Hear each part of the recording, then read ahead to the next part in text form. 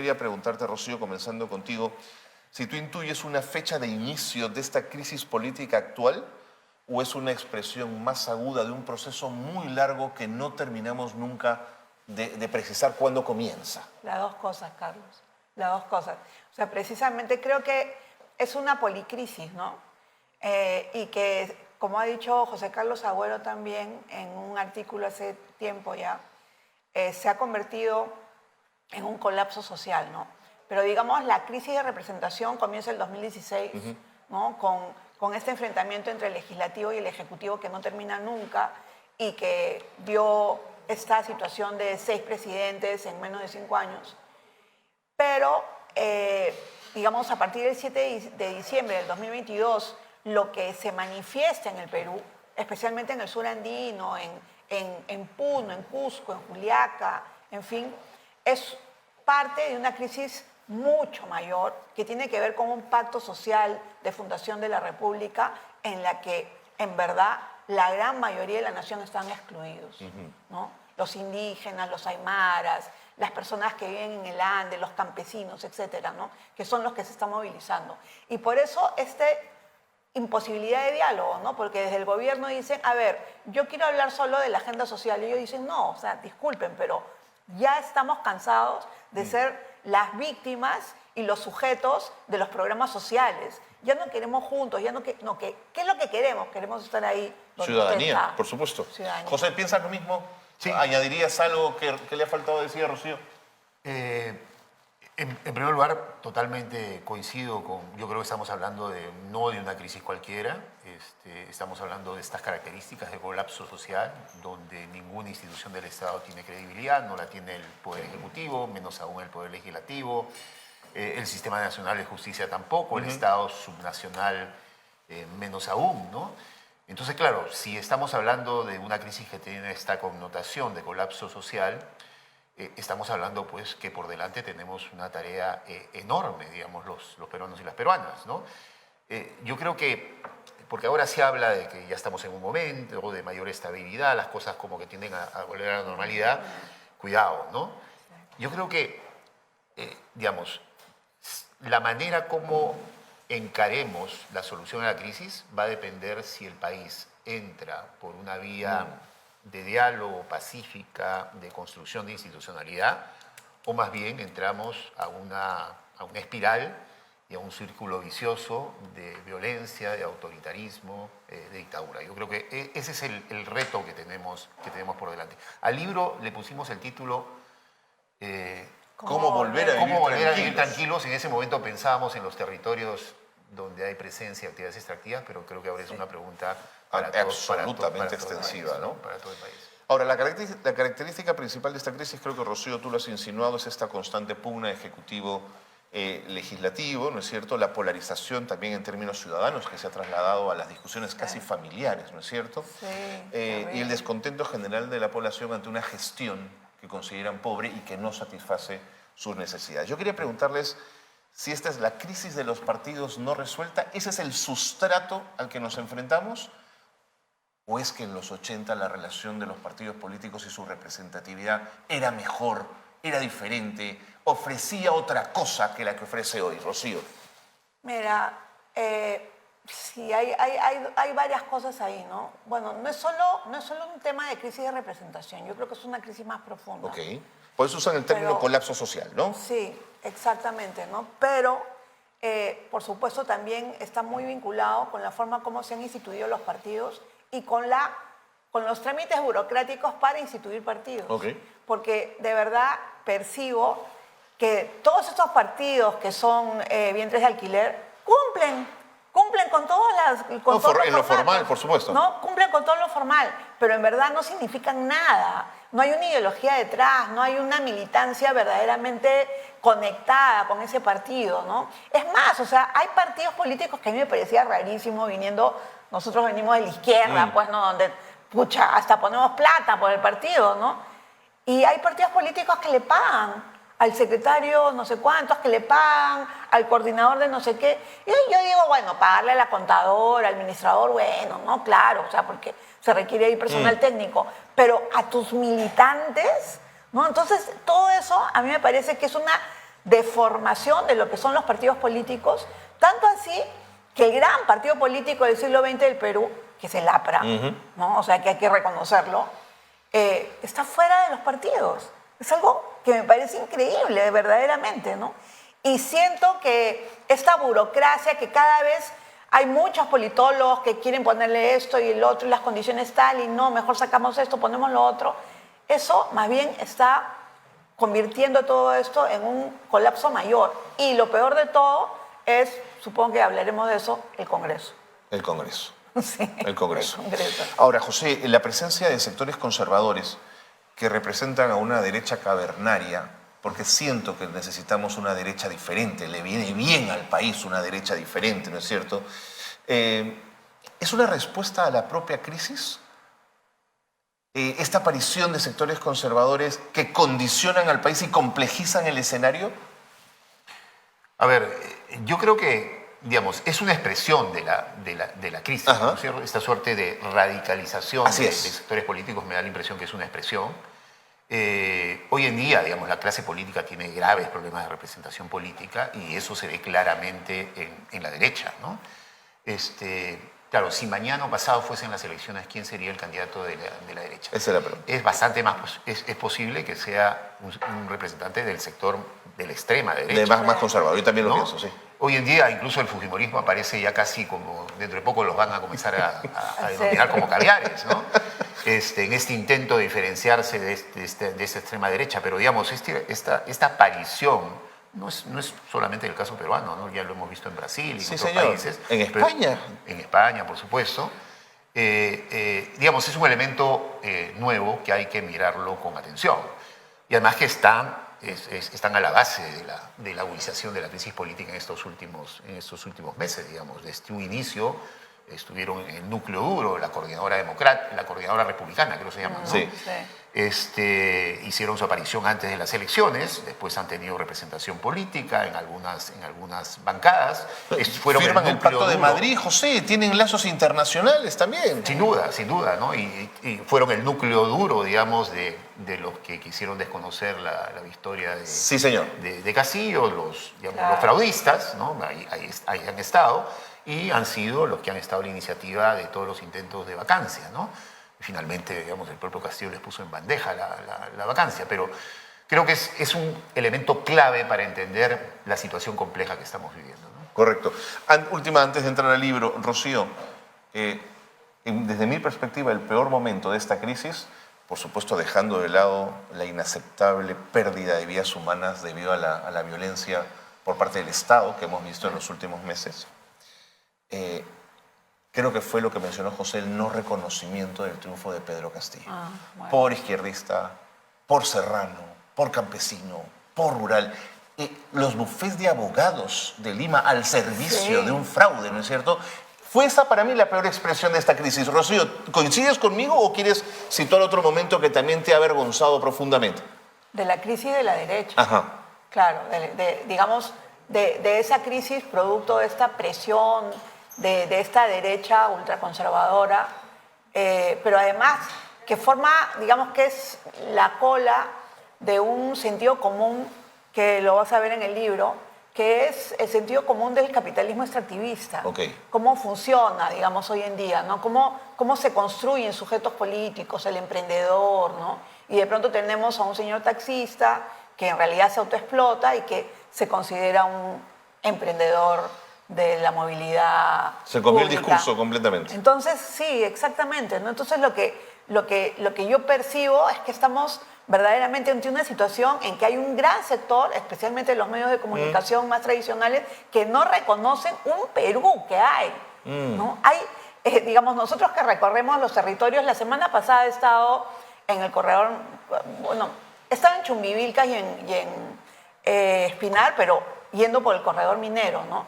Y la gente tiene otra manera de entender el Perú, pero completamente diferente de lo que se percibe desde Lima, ¿no? Y además, y hay otra cosa que también preocupa bastante, ¿no? Y es, ahorita han militarizado el corredor minero, o sea, para que puedan circular los 500 camiones que circulan, porque son 300 de bajada, 250 de subida, más o menos, algo así. bueno, han metido a los militares, ¿no? Pero eso está produciendo un gran malestar en las personas. No solamente por el polvo y toda la situación que uno puede decir, pero el polvo, ¿no? Yo decía, pero el polvo, la gente, no, o sea, pero después cuando estaba ahí y he visto... ¿Cómo mete 250 camiones? No. Es que eso es imposible, Claro. de verdad. Que te lo pongan en tu casa, y Rocío. pasan a cada rato. Son convoyes de 20, de 15, de 20, de 15. Y la pista no es pista, está firmado, es trocha firmada, por eso levanta la polvareda. Entonces yo digo, no puedo entender, o sea, ¿qué pasó ahí? ¿Por qué no se pone una pista con la cantidad de dinero que está produciendo eso? ¿No? Bueno, en fin, eso ya lo sabe José, etcétera, etcétera. Pero lo que yo sí creo es que parte de esto también está en la izquierda. Justo le quería preguntar eso a José. ¿La deuda de la izquierda en esta crisis, cuál es, José? ¿Cuál es su pasivo? No, yo creo que es un pasivo importante, ¿no? A ver, yo creo que en el 2021, ocurrida la primera vuelta, se tomaron decisiones que se tenían que tomar. Habían dos opciones, ¿no? Así es. Por supuesto, Keiko no era una opción, estaba el señor Castillo con enormes interrogantes, se firmó un acuerdo político, ¿no? Se trabajó una propuesta programática para el gobierno, se asumió algunas carteras. Estoy hablando, digamos, del sector de la izquierda a la cual pertenezco, ¿no? Yo fui candidato, acompañé a Verónica Mendoza en la plancha presidencial. Creo que en ese momento sí se tomó una decisión, como se tomó en el 2016, ¿no? En el 2016 también se tomó una decisión difícil, ¿no? Complicada. Se pidió votar por Kuczynski. Estoy hablando del Frente Amplio, ¿no? En el 2021 se vuelve a tomar una decisión.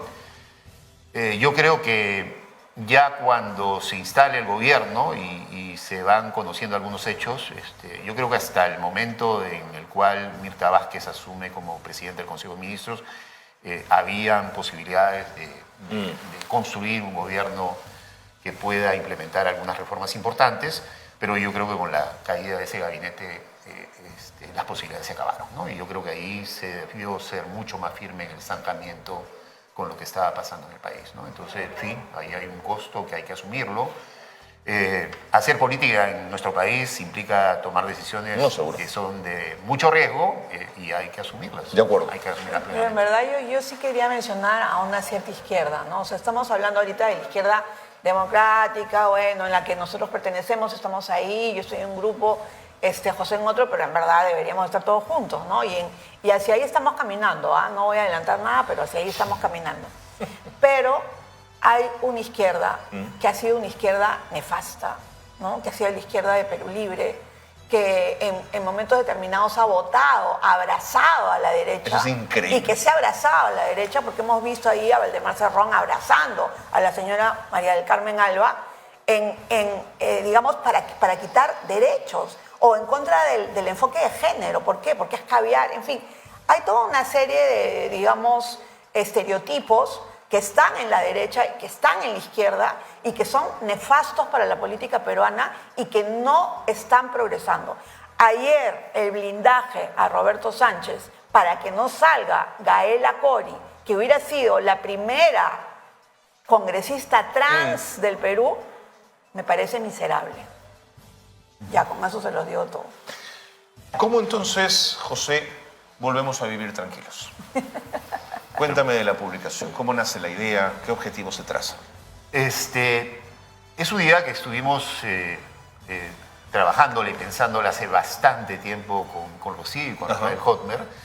En realidad lo que queríamos investigar, y por eso el tema de la biopolítica, que ahí de repente Rocío lo va a explicar con mayor detalle que yo, lo que queríamos investigar era qué pasaba en los territorios después de los grandes estallidos. Hay muchos trabajos de investigación sobre los conflictos vinculados a la minería y otras actividades extractivas, pero había un periodo que nos interesaba mirar qué pasa después de que ocurren los grandes estallidos. Desde Lima pensamos que, incluso muchos piensan que son poblaciones que les gusta y que disfrutan vivir en situaciones de conflicto. Y no, el conflicto es durísimo. Durísimo. El y desgasta tremendamente. Costoso. Sí, claro. Hay un después del estallido que implica destrucción de relaciones personales, de vidas familiares, de economías, de mecanismos de subsistencia, de judicialización, ¿no? De criminalización. El libro se lo dedicamos, entre otras personas, a Óscar Moyohuanca, que fue alcalde provincial de Espinar 2 veces. En el último estallido, en el 2012, él era alcalde provincial. Y él falleció hace un año, en marzo del año pasado. Y él falleció todavía con su proceso abierto. Es decir, ya lo habían absuelto después de 5 años de proceso y nuevamente volvió a foja cero. Entonces, en un momento lo llamamos el posconflicto, pero después hemos optado por llamarlo el posestallido social, porque el conflicto es permanente, por supuesto, el conflicto continúa. Busca analizar eso, ¿no? ¿Qué pasa en las vidas de las personas en los territorios donde hay actividades extractivas, ¿no? Personas que tenían, y comunidades que tenían modos de vida distintos y que llega la actividad minera, que incluso cuando la aceptan le ofrecen una serie de posibilidades, situaciones que nunca se cumplen, y que forma parte de un continuo. Rocío ha hablado en el texto y ha desarrollado esta tesis del continuum de la violencia. Simplemente un dato para graficarlo del continuum de la violencia. Amnistía Internacional presentó un informe hace 3 semanas, sí, más o menos, y en el informe hay un dato que creo que no hay que perder de vista, ¿no? El 85% de las personas que han fallecido en estos 2 últimos meses son de los territorios donde hay mayoría de población indígena. Es decir, estamos hablando de Puno, estamos hablando de Apurímac, estamos hablando de Cusco, estamos hablando de algunas zonas del sur del país principalmente.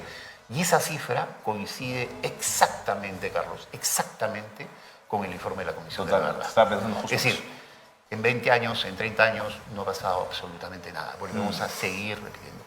Y lo que estamos analizando en estos territorios con presencia de actividades extractivas forma parte de eso, de un continuum de la violencia y un continuum de afectación de derechos económicos, sociales, culturales, ambientales de poblaciones enteras, ¿no? Justo homenaje a la memoria de Óscar Moyohuanca, también Santiago Manuín, ¿no es cierto?, líder aguajún, bueno, y Pancho Soberón, por supuesto, defensor y activista permanente por los derechos humanos. Cuéntame la biopolítica, este concepto que has trabajado, Rocío. ¿De qué estamos hablando? Bueno, en verdad, Rafael, ¿no? Rafael Holmer también, él trabaja mucho desde ese ámbito. O sea, nos hemos complementado, ¿no? Okay. Porque José es economista, súper así. Bien. El rigor. El rigor. No, de verdad, bien riguroso, incluso con el lenguaje. No, seguro. Lo cual me hace admirarlo más. Bueno, Rafael, que él trabaja mucho en los territorios también. Rafael es holandés, pero vive acá en el Perú hace muchos años. Tiene, bueno, su familia peruana. Y él trabaja desde esta perspectiva, ¿no? De lo que es el cambio en la vida, ¿no? Biopolítica es un concepto de Michel Foucault, de una serie de investigadores franceses diversos, que sostienen lo siguiente, ¿no? Sostienen que el Estado ya no necesita, digamos, el control-represión, sino más bien el control-estímulo, ¿no? Y entonces lo que sucede es que se producen cambios en la vida completa. Y a mí me parece perfecto el concepto, no solamente para hablar, como ya se hablaba antes, de los campos de concentración en Europa, etcétera, sino para hablar de este control de la vida absoluta, es decir, de la vida de los ríos, de los lagos, de los animales, de las vaquitas, de las ovejas y de los seres humanos, ¿no? Y por eso este concepto nos permite entender estos procesos. Y lo que decía la compañera Elsa Merma de Espinar, ¿no? Ella es una dirigente de las mujeres de la Nación Cana, y cuando nosotros le preguntábamos qué es lo que cambia en el territorio cuando entra la empresa minera, y ella simplemente nos dijo, todo cambia, absolutamente todo cambia. Nada vuelve a ser lo mismo, nada vuelve a ser igual. Es decir, por ejemplo, en las Bambas, ¿no? El proceso de monetarización de todo ese ámbito, que para las mujeres es bien chocante, porque, digamos, también ahí hay un tema de género que hemos analizado en un capítulo, ¿no? ¿Cuáles son los impactos diferenciados para las mujeres y para los varones? Los varones, en ciertos momentos, ciertos varones, ¿no? Tienden a monetarizar las soluciones. O sea, las mujeres no. Las mujeres se ven, o sea, desesperadas porque son sus hijos los impactados con el tema medioambiental, son sus animales, son sus costumbres, etcétera, etcétera. Y entonces para ellas sí es más difícil decir, bueno, denme tanto. Claro. Y La transacción la ven con más complejidad, ¿no? exacto, ¿no? Y también lo que hemos visto pues también es de parte de la propia empresa, por ejemplo, Las Bambas, que me he quedado bien asombrada, que ahora estaba en Nueva Fuerabamba, es las lógicas de vida completamente diferentes, ¿no? La empresa les hace a los comuneros de Fuerabamba unas casitas que la empresa supone que son buenísimas, que son de 4 pisos y no sé qué, en un espacio con su colegio, canchita de fútbol y todo lo demás, y la gente no vive ahí. ¿Por qué? Porque ¿cómo llevas tus cuyes y tus ovejas al 4.º piso? O sea, no ha habido este elemento fundamental intercultural, ¿no? Para poder plantear soluciones, ¿no? Entonces, eso es lo que yo percibo que está sucediendo. Esto que nosotros hemos visto en los territorios, en Tía María, en Espinar, en Las Bambas y también en la zona de Bagua, porque tiene un capítulo de Bagua que nos ayudó Marlene Castillo, eso lo estamos viendo ahora en todo el Perú. O sea, está imposibilidad de diálogo, no hay diálogo, ¿no?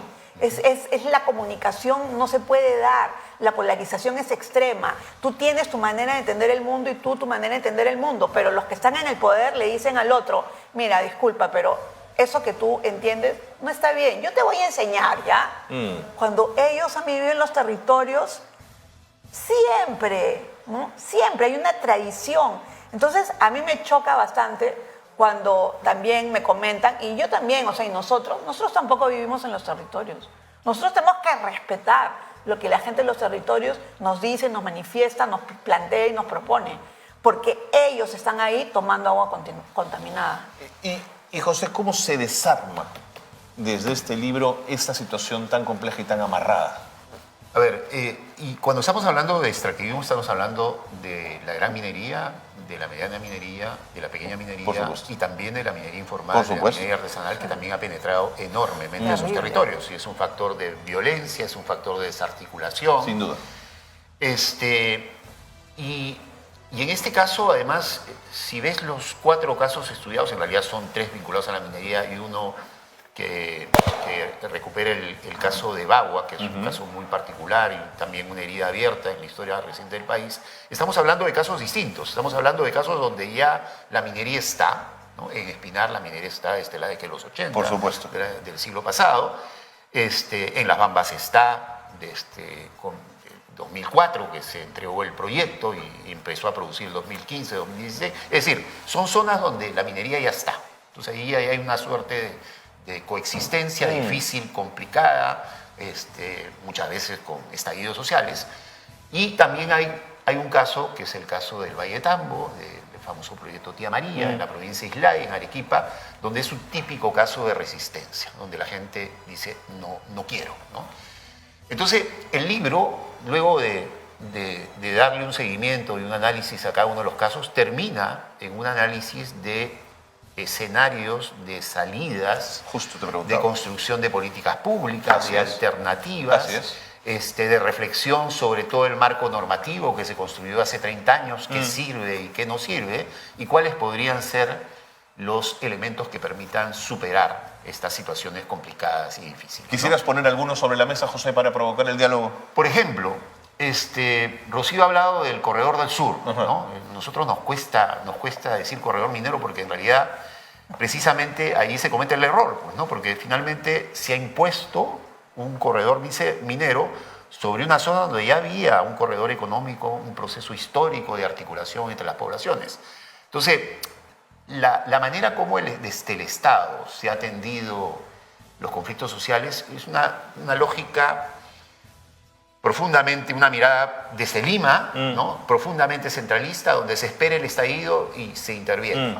Nosotros decimos, no, hay que construir un sistema de gobernanza donde el Estado esté presente en los territorios, que busque una lógica de prevención de los conflictos, más que de una lógica reactiva, donde el Estado nacional articule con el Estado subnacional, pero sobre todo los actores de los territorios estén presentes, en una lógica de gobernanza de ese territorio, para encontrar las salidas.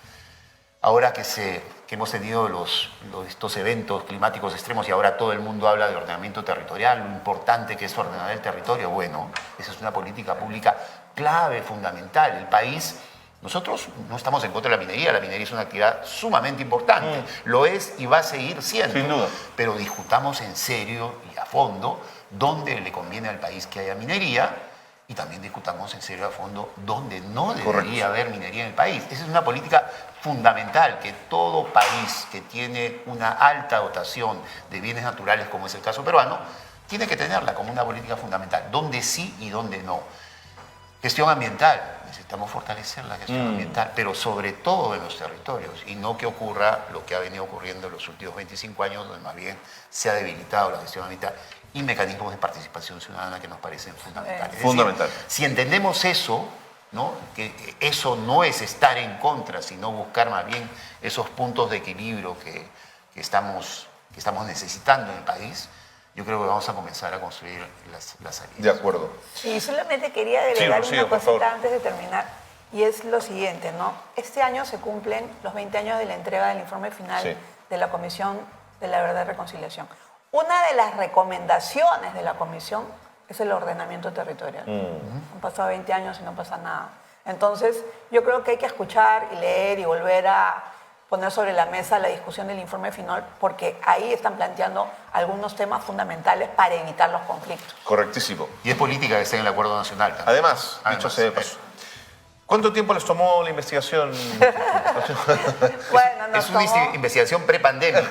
Prepandemia. Es prepandemia Ok. y nos tomó la pandemia, y aquí José nos hacía levantar todos los domingos a las 9 de la mañana. Ok. En el medio de la investigación, Rocío salió elegida congresista. Sí, Es decir, hemos tenido Se toda les agarró un poco, una de acuerdo. investigación Sí. sumamente accidentada, Sí. pero no. No, pero ha sido un súper- trabajo muy bueno realmente. Yo he sumamente aprendido retador. muchísimo y de verdad es un libro que no está escrito por capítulos, ojo.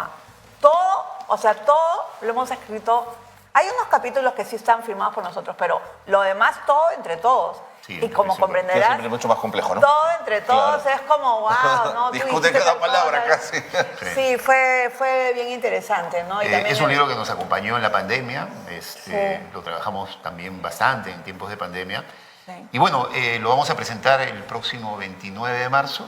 6:30 de la tarde. 6:30 de En la el lugar tarde, de la memoria. en el lugar de la memoria. Porque Mirta Vázquez queremos- va a estar en la mesa de presentación, porque ella es la que prologa el texto, ¿no? Sí. Ella, un prólogo efectivamente lindo. nos hizo el favor de prologar el texto. Ella va a estar en la mesa con Paola Bustamante, que también ha sido ministra de Desarrollo e Inclusión Social, también ha sido alta comisionada en el Corredor del Sur. Va a estar Javier Torres, que no sé cuántos libros lee por semana. Indira Wilcat. Y Indira Wilcat, que también nos va a acompañar en la mesa. Así De que acuerdo. están Sí. cordialmente invitados. Miércoles 29, 6:30 de la tarde en el lugar de la memoria. Una última. ¿Quiénes creen ustedes que deberían leer sí o sí este libro y hacer suyas sus recomendaciones? Ojalá que lo lean las empresas para comenzar. Exacto, la Sociedad Nacional Ojalá que lo lea la de Sociedad Minería. Nacional de Minería. Ellos y creen todo. que con este libro aprenderían un montón. Bueno, por lo menos podrían dialogar, digamos, con otras ideas Ok. que no son las ideas que ellos Acá hay están ideas que planteando, sembrar. ¿no? Ok. Y por supuesto... Los tomadores de Los decisiones. tomadores de decisión, Por sin supuesto, duda, sí. Ejecutivo, legislativo. Pero como sobre es, todo acá. los jóvenes también, ¿no? O sea, sobre todo los jóvenes que están investigando sobre estos temas, que están analizando el tema, por ejemplo, del papel del liderazgo de las mujeres en estas zonas, que dicho sea de paso, hay varias en toda la zona de Cotabambas, etcétera, que se han Sí. convertido en Y Cooperación ha alcaldesas, trabajado mucho esos temas de alcaldesas. investigación Efectivamente. del rol Sí. de la mujer en estas zonas de conflicto, ¿no? Sí. Muchas gracias. Ha sido un gusto tenerlos aquí. Vénganse a conversar cuando quieran. Nosotros felices. Gracias por estar en la mañana de Nativa. Encantada. Gracias, Carlos. Nos vamos a la pausa. Es una pausa breve y venimos con más. Quédense con nosotros.